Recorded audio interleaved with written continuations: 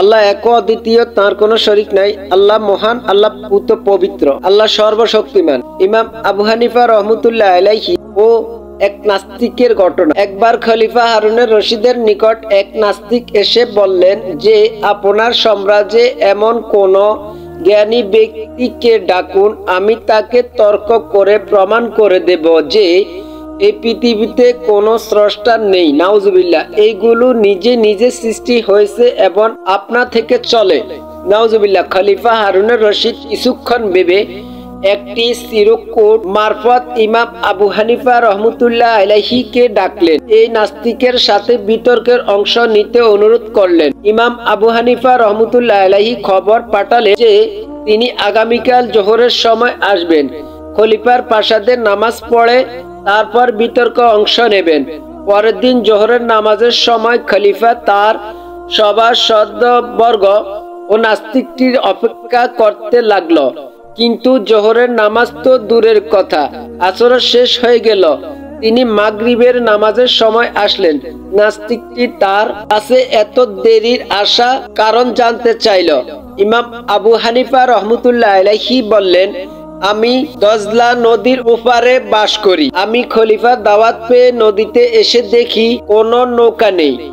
অনেকক্ষণ অপেক্ষা করেও কোনো নৌকা পেলাম না। সহসা আমি দেখলাম একটি গাছ আপনা আপনি উপড়ে পড়ল।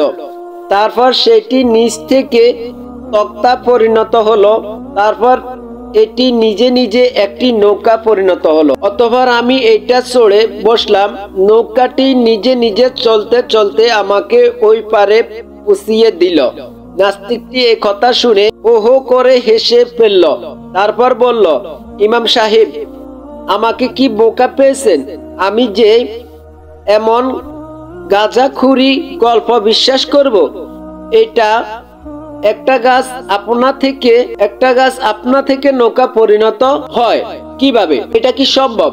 ইমাম আবু হানিফা রহমতুল্লাহ আলাইহি বললেন, ওহে নাস্তিক সাহেব, একটা গাছ যদি আপনা থেকে নৌকা পরিণত না হতে পারে এবং নদী পারাপার না হতে পারে, তাহলে কিভাবে এই বিশাল আকাশ, চন্দ্র, সূর্য, নক্ষত্র আপনা আপনি তৈরি হতে এবং চালু থাকতে পারে? নাস্তিকটি নাজব হয়ে মুখ কাসুমাসু করে বিদায় নিল।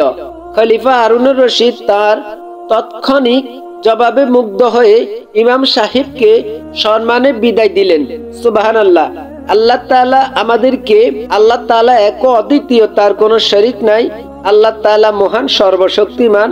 আল্লাহ তাআলা আমাদেরকে বুঝার সেই তৌফিক দান করুক। আমিন।